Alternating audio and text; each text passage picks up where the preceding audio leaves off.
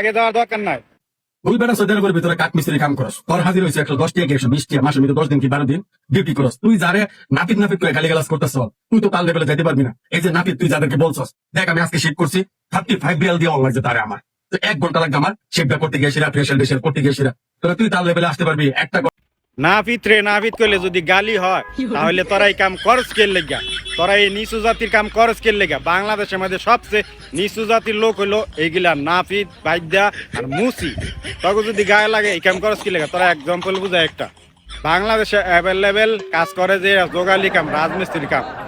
শুক্রবার বৃহস্পতিবার আইলে হেরাও কিন্তু কি বাল চুল কামায়া 150 টাকা দিয়ে পরে।